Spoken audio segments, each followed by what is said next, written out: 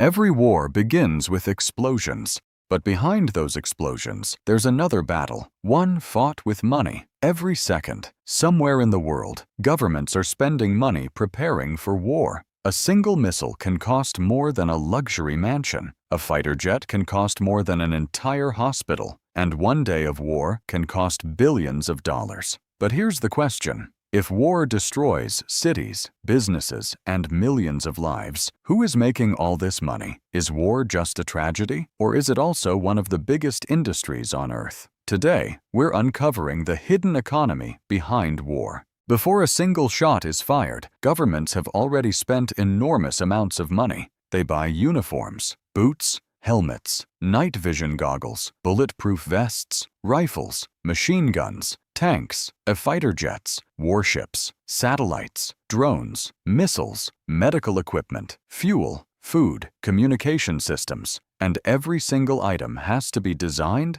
tested, manufactured, transported, repaired, and eventually replaced. Imagine you're running an army with 100,000 soldiers. Every soldier needs clothing, food, clean water, transportation, ammunition, medicine, and constant supplies. Now imagine millions of soldiers across different countries. The costs become almost impossible to imagine. That's why modern wars can cost billions or even trillions of dollars. Many people assume governments build everything themselves. In reality, they usually hire private companies. These companies compete for contracts to build military equipment. One company may build fighter jets, another manufactures tanks, another develops missiles, another creates military software and cybersecurity systems. When governments approve these contracts, the companies receive payments worth millions or billions of dollars. These projects also create jobs for engineers, welders, mechanics, software developers, pilots, scientists, electricians, factory workers, and many others. So while the government is the customer, thousands of businesses become suppliers. Movies often make war look like soldiers carrying guns.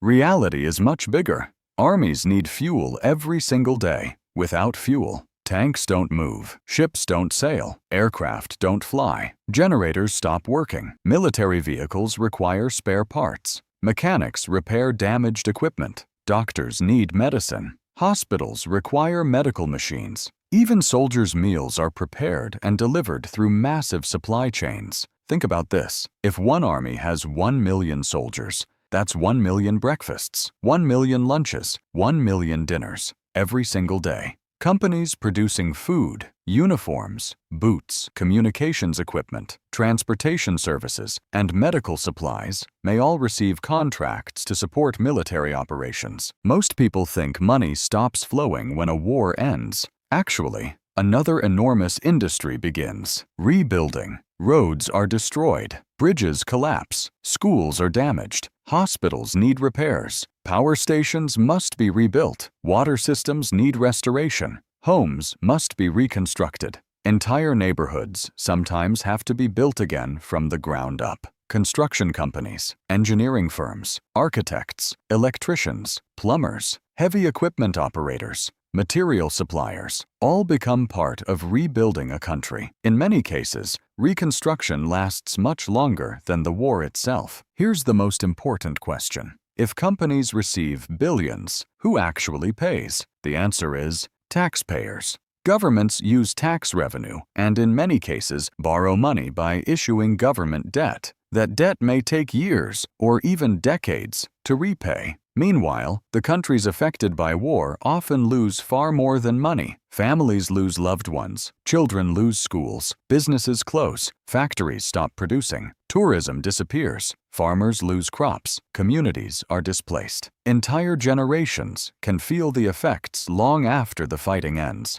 For many people, the economic damage continues long after the headlines disappear. So, does war make money? For some companies, yes. For some industries, yes. For workers employed in defense manufacturing or reconstruction, it can create jobs, but that's only one side of the story. War also destroys homes, destroys businesses, destroys economies, and most importantly, destroys lives. The money spent fighting wars could also be used for schools, hospitals, scientific research, transportation, and infrastructure. History teaches us something powerful. Innovation can come from conflict, but peace allows societies to enjoy those innovations for generations. Understanding the economics of war doesn't mean celebrating it. It means recognizing how deeply connected money, politics, technology, and human lives really are. I'm Dr. Stix. Don't forget to like, subscribe, and share it with someone who loves learning something new.